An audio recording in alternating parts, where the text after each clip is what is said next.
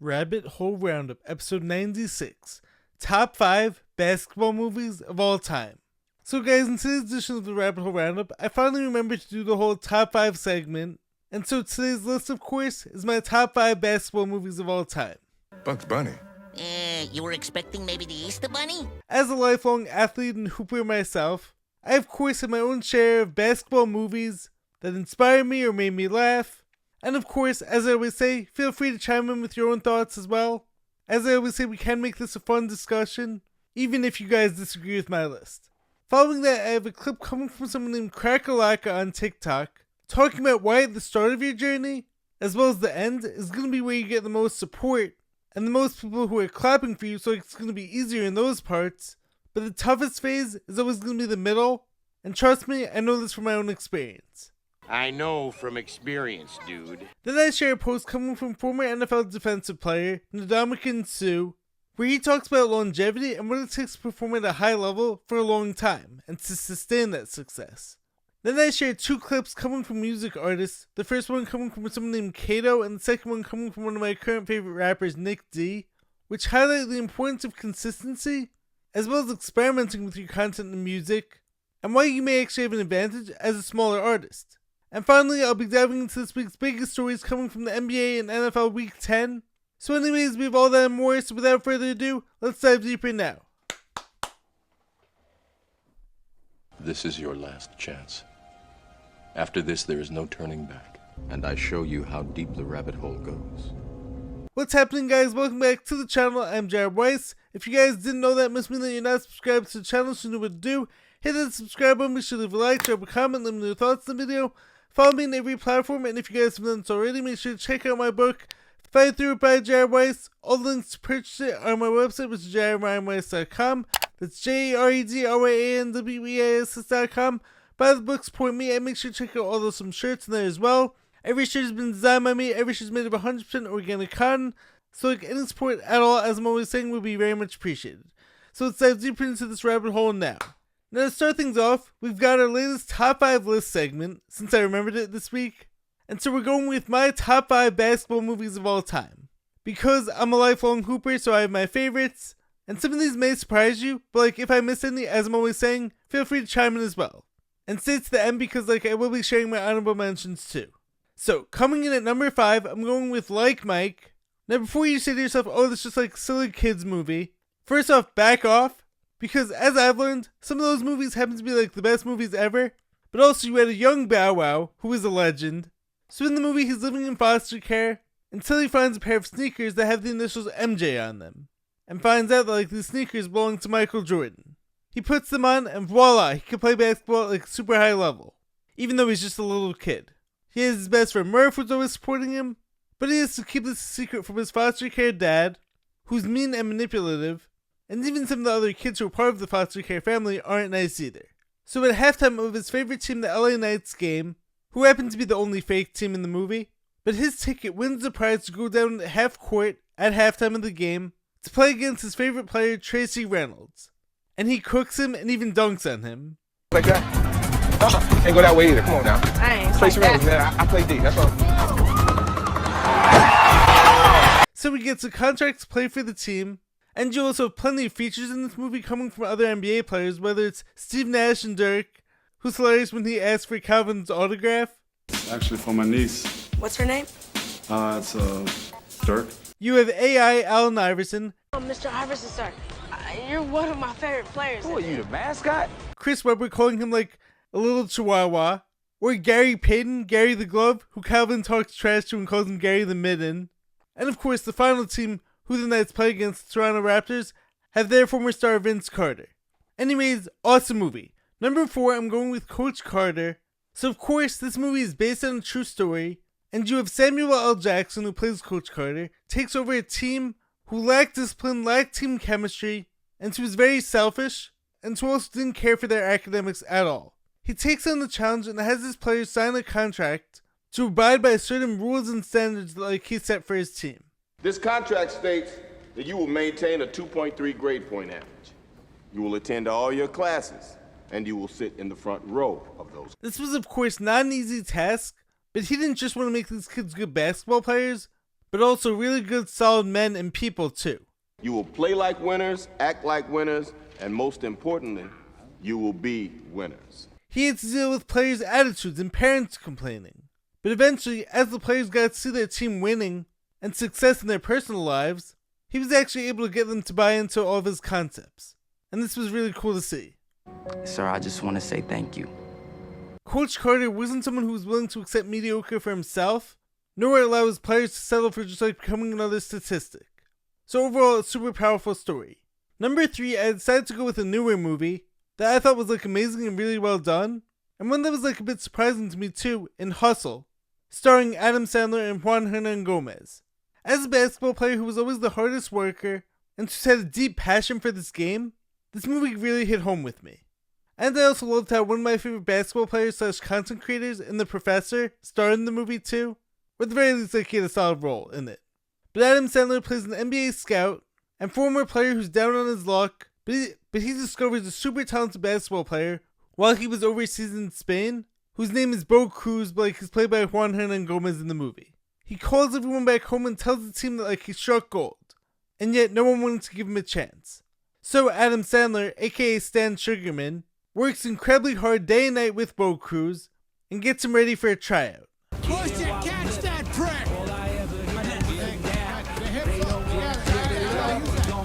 He grinds every single day, and like if you're an athlete yourself, this is gonna get you super worked up. And I love seeing the pure passion for hoops in this movie. It was definitely evident, and it also featured a ton of current NBA players, mainly Anthony Edwards, who plays someone who's basically himself in real life. Coming in at number 2, I'm going with White Men Can't Jump, starring Billy Hoyle, who's played by Woody Harrelson, and then Wesley Snipes, who plays Sidney Dean. The two actors in the movie have incredible chemistry, and they of course play off each other really well. Oh, Rabbit is. Am I starting to get to you? No, Sidney, you aren't getting to me. You're just making my eardrums hurt. Each of them has instances of hustling the other in streetball pickup games, and this movie is really funny, but also has awesome gameplay in it as well. It's not just like silly comedy, but you could tell that like both actors learn the game at a high level as part of their preparation for the movie. And of course, my favorite scene as an aspiring white dunker myself is when Billy catches an alley-oop pass and slams it down and like proves Sidney wrong when it comes to the whole age-old phrase that white men can't jump. White men can't jump. It's super funny how the two work together in spite of being totally at odds for so much of the first half of the movie. Billy also gets his girlfriend, who's played by Rosie Perez. He gets Gloria onto Jeopardy, but she ends up leaving him essentially due to like his whole gambling addiction. And of course, there's also a ton of funny race humor in the movie. And finally, coming in at number 1, drumroll please. If you guys were born in the 90s, this has to be your favorite answer for all-time best basketball movie ever made. We have the original Space Jam. Now to be clear, I'm someone who in recent years has given the slight edge in the whole GOAT debate to LeBron James, and I did think like his Space Jam rendition was actually solid, but the original Space Jam with Michael Jordan, I've seen that movie probably 1,000 times, and every time it gets better and better. I can't get enough of it. First off, once again, as an aspiring dunker, that movie was one of my first inspirations behind my whole dunk journey, because how can you watch the opening scene where young Michael Jordan is shooting around with his dad, and then all of a sudden it flashes forward to MJ on the Bulls, dunking, throwing down crazy dunks, with the song Space Jam playing in the background? And when you finish with that, I suppose you're gonna fly, huh? What you gonna do? Hey, what you gonna do? I'm going down. Welcome to. How can you watch it and not get fired up to dunk? The whole idea to combine real life MJ with the Looney Tunes and Bugs Bunny is hilarious and like super clever. If I weren't real, could I do this?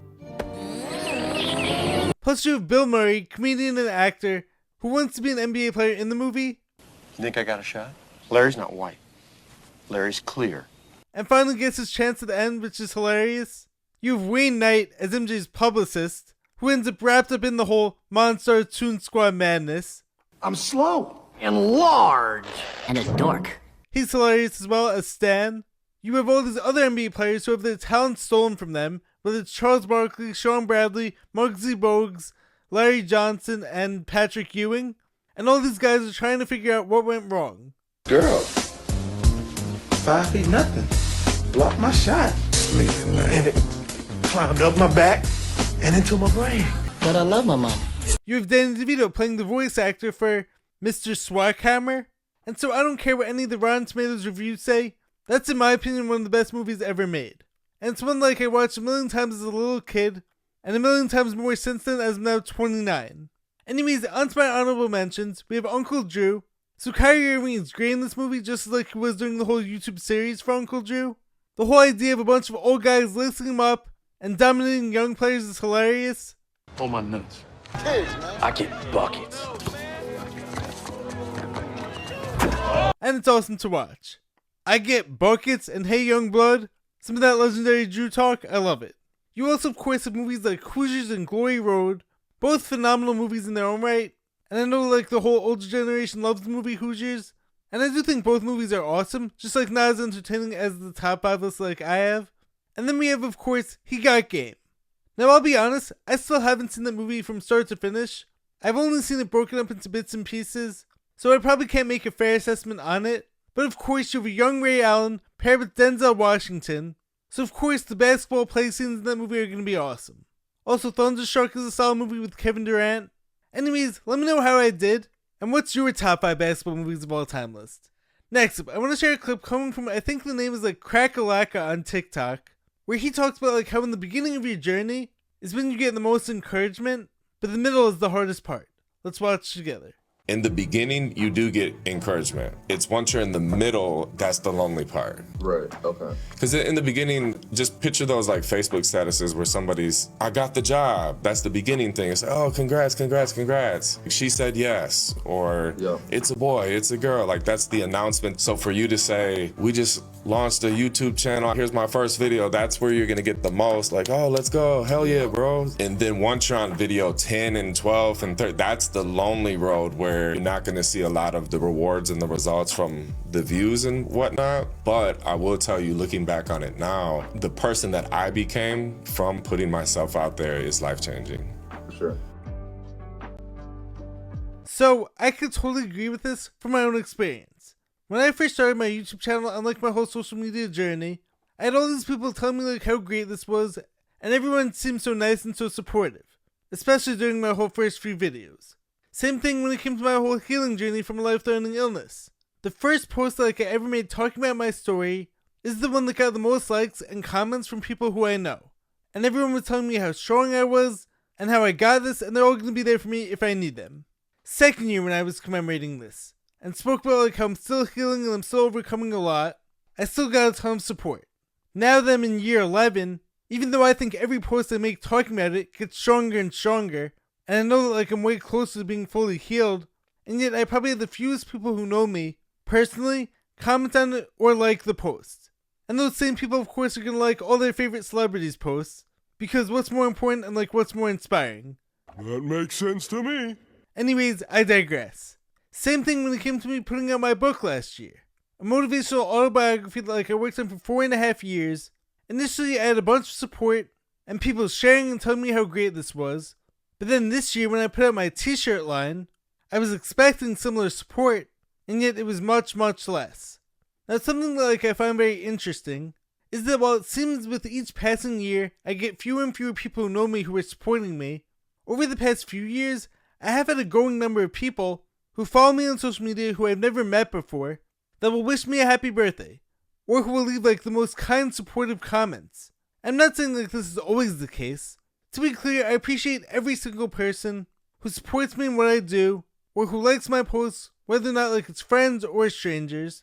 But I'm not sure if it's jealousy, or the algorithm just not showing my posts to people who know me, or just that people suck sometimes, if I'm being totally honest. I will never understand people. They're the worst. But what this shows is that the middle is the testing grounds. It's the hardest phase of the journey. Early on, you've all these people clapping for you and supporting you and encouraging you, but who's going to be there to pick you up and keep you going when you're not a huge success and like you're not making a ton of money? That's where you have to be your own biggest fan, because at the end, when you reach the other side, you're going to have everyone clapping for you saying like they always knew how you were going to be successful, and talk about how they knew you back when. But the middle part is where you grind it out, and where I'm at right now, and like of course sometimes it feels like you're all alone. Just remember that this is where so many people give up as soon as that clapping stops. But we can't be those people. Put your head back down and keep on pushing along. Next up, I want to share a post coming from former NFL player Ndamukong Suh on how he played 13 seasons and never missed a game due to injury. So let's read it out loud now. Now the first slide says, how I played 13 seasons and never missed a game from injury. Then, nutrition stayed tight, clean meals, planned portions. If I had a cheat meal, it was usually a Cinnabon with my wife, and it was always right after a game. Then, sleep was structured, 8 hours minimum, lights out around 8:30 or 9 p.m., wake up 5:30 or 6 a.m.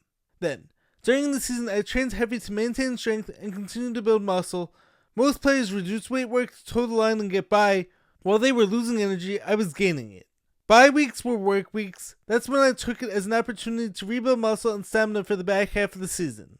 The most important thing was investing into a fully dedicated team for myself. Performance director, physical therapist, chiropractor, chef, naturopath. Every part of my body was monitored, adjusted, and maintained year-round. So it wasn't just me, I had a high-powered team surrounding me to make sure I was optimized. A lot of players make the mistakes of thinking the team facilities are enough, or making an even bigger mistake by saying that they can't afford to hire specialists. That's penny wise and count foolish to me. If you're making a few million a year on a rookie deal and won't invest a few $100,000 into your body, you're potentially leaving tens of millions on the table later. 13 seasons came from one simple rule. Treat your body like the asset that funds your future.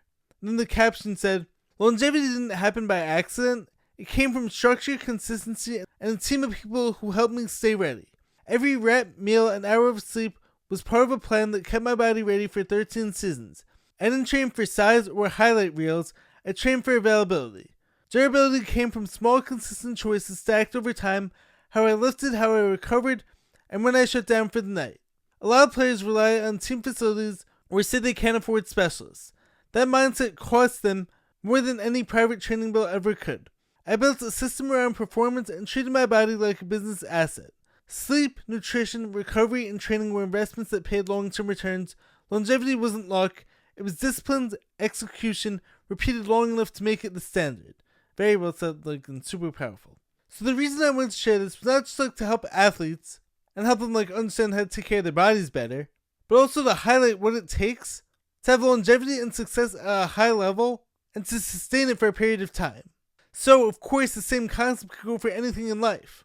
And this is why I don't get why LeBron gets penalized in the whole GOAT conversation for playing at a high level for so long, knowing what it takes.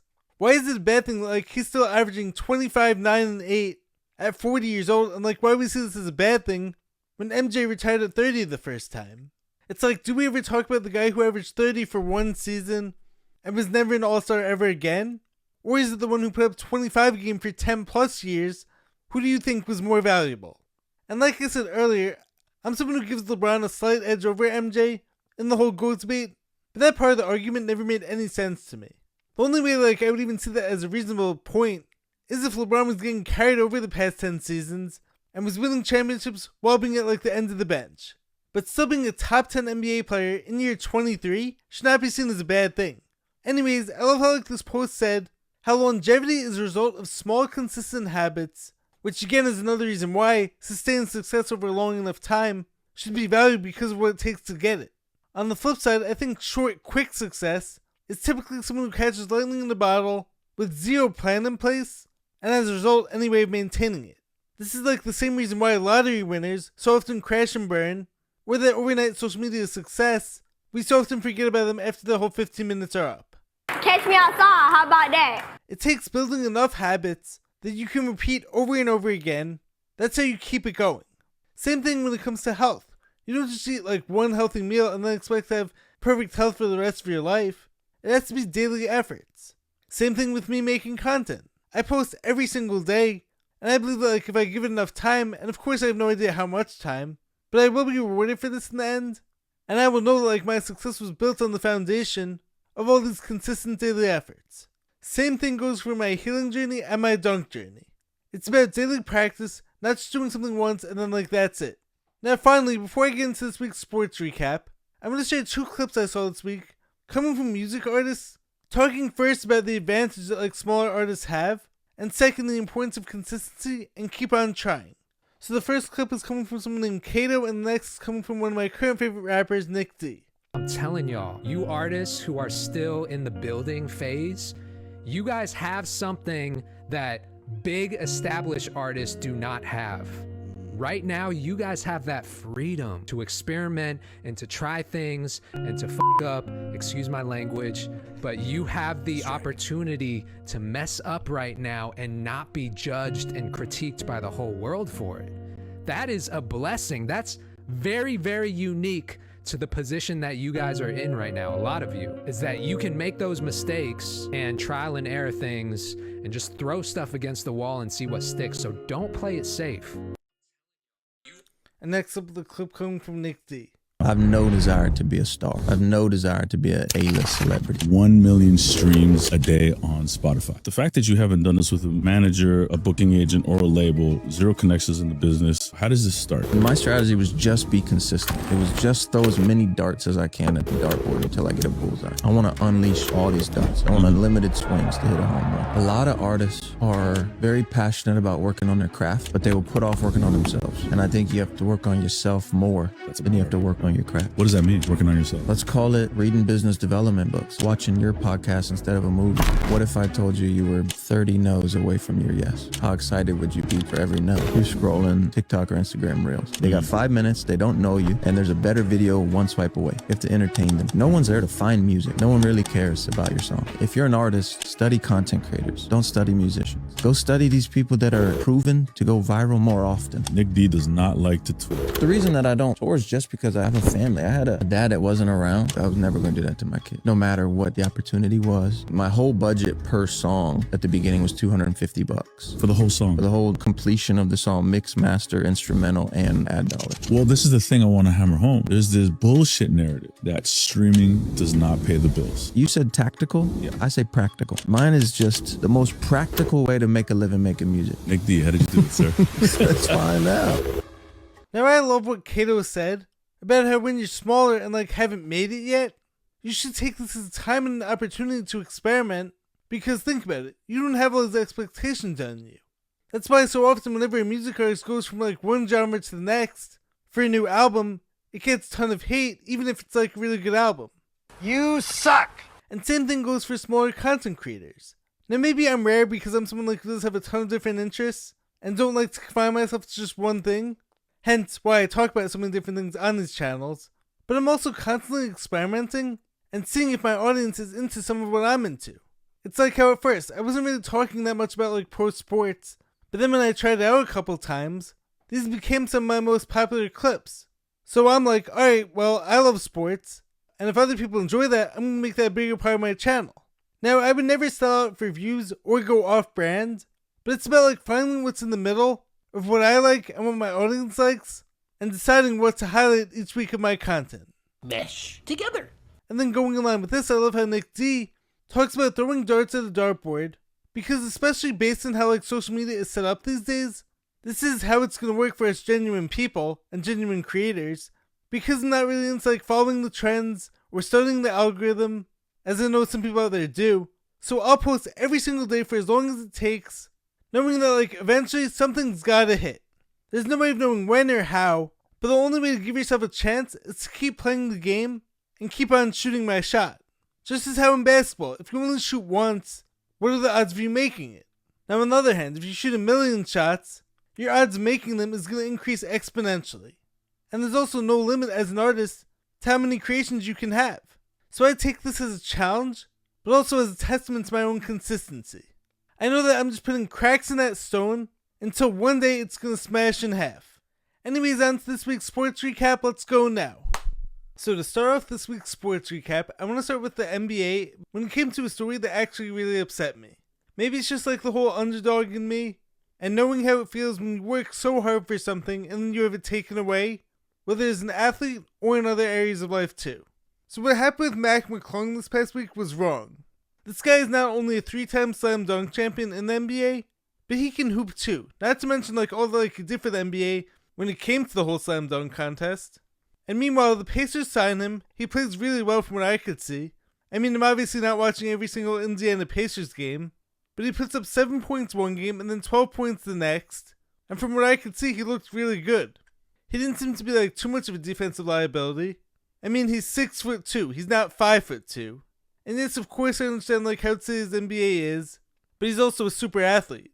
And he's not tiny. I mean, of course, he's not tall, but whatever. He played really well. He performed well in the minutes that he got, and then he gets cut a few days later. Now, keep in mind, he was also the G League MVP last year, and yet the team who was 1-7 at the time cuts him? How does that make sense? And when I tweeted about this a few days ago, I had one person comment to me like, oh, well, he's good by your standards, but like, he's not good by the Pacers standards. And I'm just like, the Pacers are 1-7. Maybe that team's standards aren't the standards like we should be looking at? So I just thought like, they did Mac dirty once again, and like, I wouldn't be surprised or even mad at him if he decides to do the whole Jimmer Fredette and go overseas, where he's valued and dominates over there. And sometimes, of course, it sucks to say it, but there are politics involved in these situations. And it sometimes comes down to who you know and having the right connections over just like being a good player. I felt like Jimmer deserved a better shot too, but unfortunately, sports and life aren't always fair. Best of luck though to Mac McClung, who by all accounts is like an incredibly hard worker and a seemingly really good person too.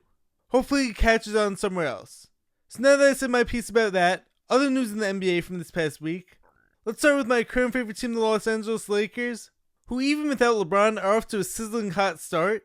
And no, this is not because LeBron isn't playing, as much as all you haters out there want it to be. Don't forget that like, LeBron led that team to a 3 seed last year. Anyways, as of right now, Luka is currently averaging a 37-point triple-double. And I thought about this like while watching him the other day. He might be the smartest basketball player I've ever watched. His feel for the game is just like on a totally different level from everyone else. Because of course he played pro ball from such a young age.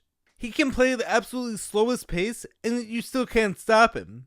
Because he's so deceptive and like he knows how you're going to react before you even do. He knows how you jumping one way, he knows how you going this way. He changes speeds, changes angles. And I think, of course it's like way too early in the season, but if I'm looking around the league, the two guys who are going after the MVP right now, in my opinion, are Luka and Giannis. Of course you're always going to have Shea in that conversation, as long as the Thunder continue to dominate. Of course Jokic is going to put up crazy numbers and like average another triple-double probably, but he wasn't rewarded for that last year due to voter fatigue. So I'm seeing what Luka's doing and what Giannis is doing. I mean, Giannis is currently leading what should have been a super weak Bucks team to a winning record and averaging 34, 12, and 6 in the process, with honestly no legit number 2. I also think the Blazers are actually a very interesting team, as the team was the first team to beat the Thunder this year.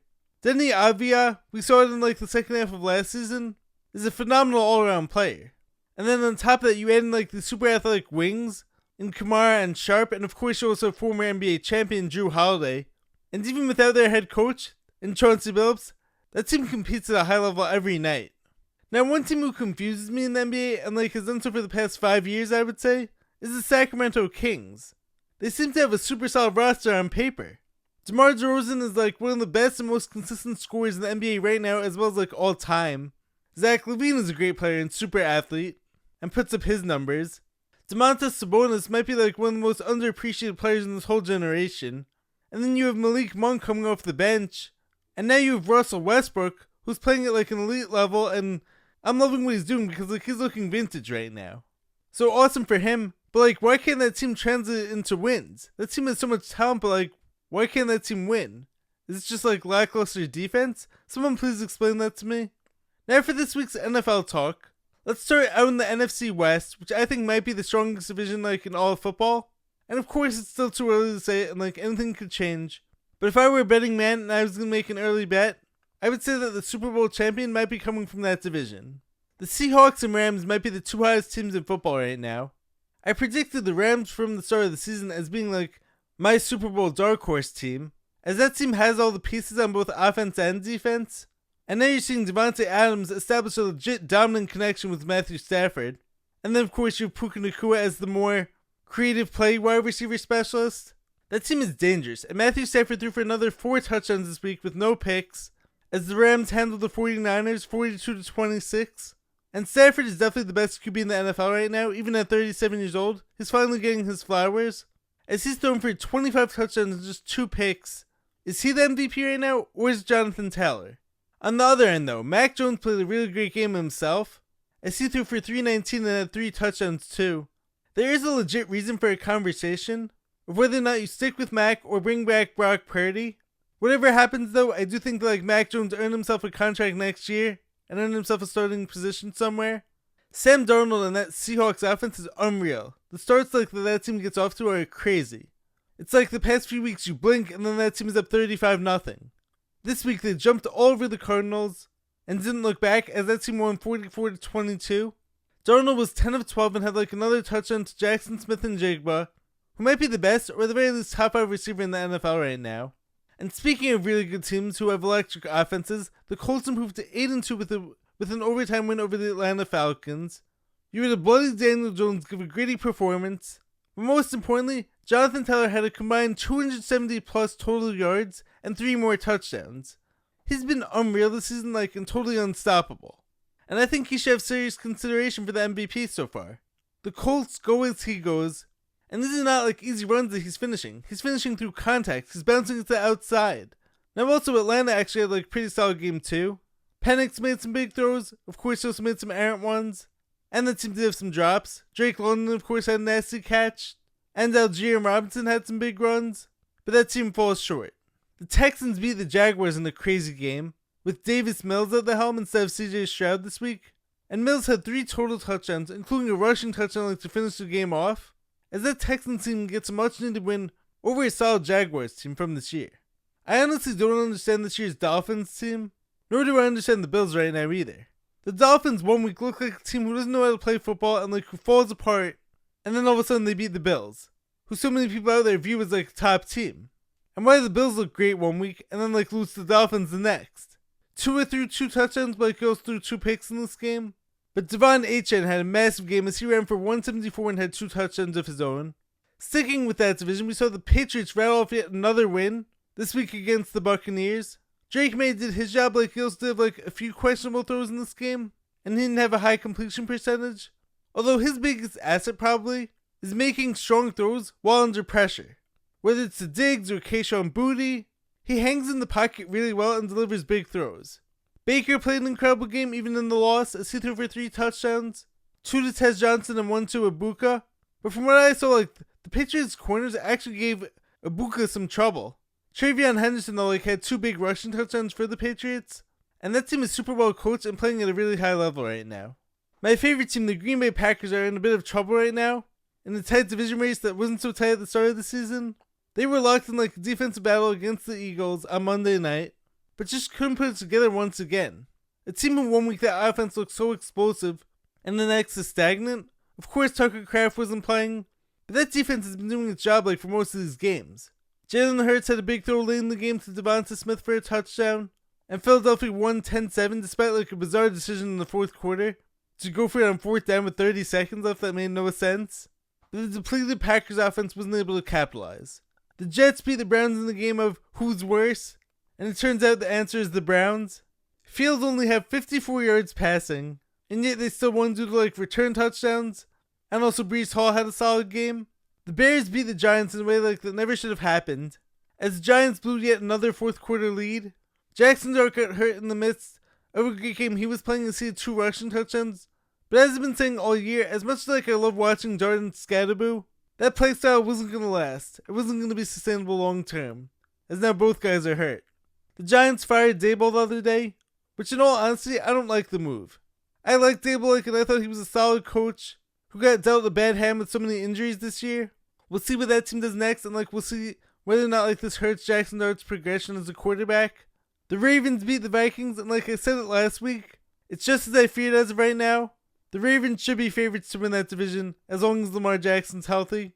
Lamar and Derrick Henry are just a formidable duo. The Bengals had their chance, if only that defense wasn't so bad, and the Steelers should have had it locked up, but that team has been falling off as of recently too, as that team lost to the Chargers 25-10 this week, and got crushed by that defense.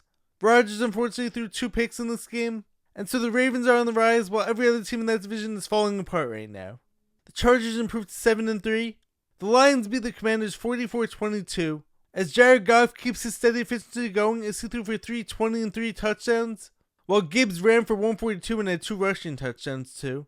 When that offense is on, they go crazy. That Commanders team though had a big fall off since last season, which is unfortunate because of how close the team got to the Super Bowl last year. The Broncos beat the Raiders in a low-scoring game, 10-7 despite offensive struggles on both sides, and the Saints beat the Panthers 17-7, as the rookie Tyler Shark had a great game with 2 passing touchdowns. As the Saints team manages to cool off the previously hot Panthers team, I think the Panthers just have to feed Rico Dowdle nonstop and make him the prime option on that team. Anyways, that's your sports recap for the week. Let me know your thoughts down below, and let's get back to the video now. Anyways, I hope you guys enjoyed the video. I hope you guys enjoyed hearing about all the topics. Let me know your thoughts in the comments below. If you guys liked the video, make sure to leave a like, drop a comment, subscribe to the channel. I will catch you guys next time. Stay positive, stay hustling, stay grinding. Catch you next time. Peace.